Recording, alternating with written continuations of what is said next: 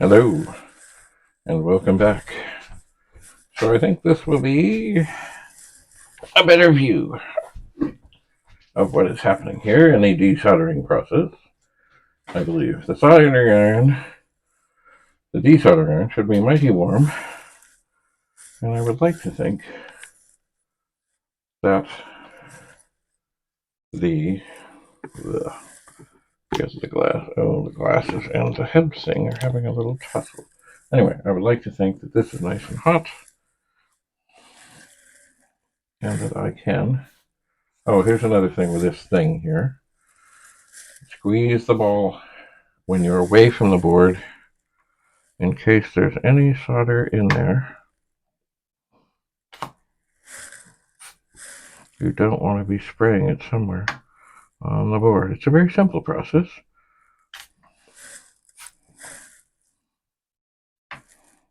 Lay it on, wait, unsqueeze, repeat as necessary. Put it on. I try and move the pins. So squeeze away, unsqueeze when you've got contact. Because if anything is going to fly off, you want it to fly off elsewhere. So the ball is squeezed.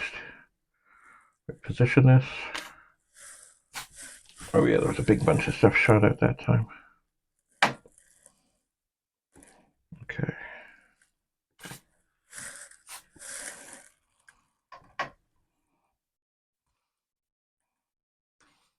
That one did not go well.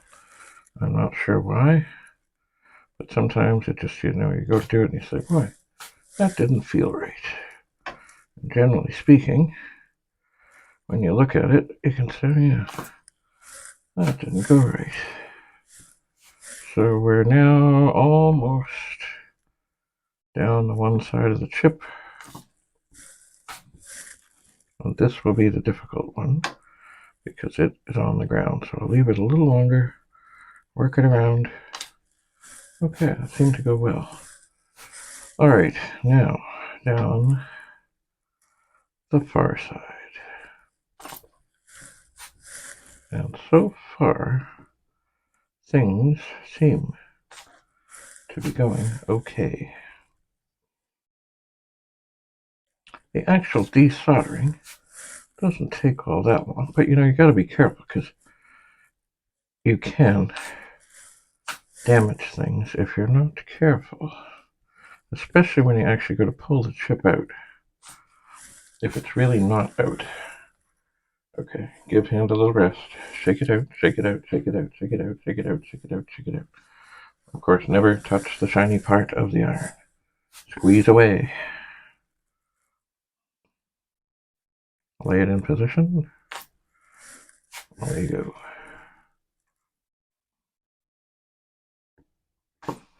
That one did not go well. I can just tell. It just didn't go well. There, that went better. Always. There we go. Good.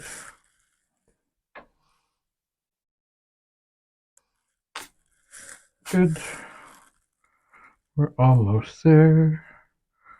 But we'll have to have a little wee look.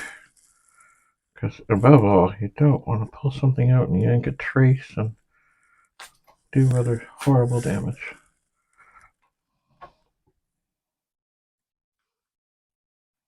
Okay. Now, I'm just going to set that down on there. And I'm going to switch glasses to the very close-up ones.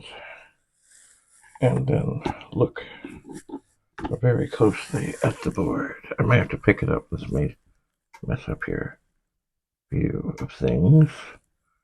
But things are looking pretty good. Although,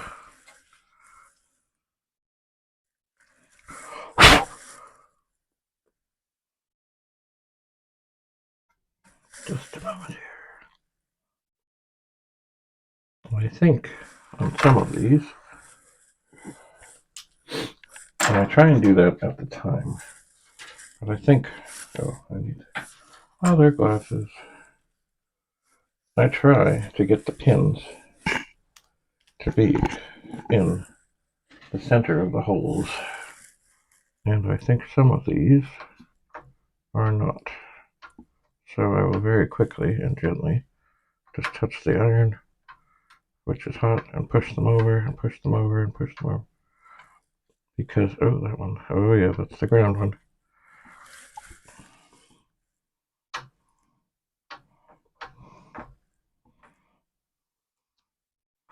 These ones seem okay, but it's hard to tell. It's just good to give them one last little thing, because when the iron is on and the stuff is hot, then of course it cools down and it becomes hard again. So as I glance at this, I am now going to very gently and carefully take this screwdriver and pry very gently and firmly under the board. And already, I believe, we are having some level of success in that most. Oh, look at that. Ta-da! The chip is out, and all the legs are on it. And this board has now given up the RAM chip. So that is good. So I will look at the legs, and they all look straight, and they all look fine, they all look good. Alright, that is one board.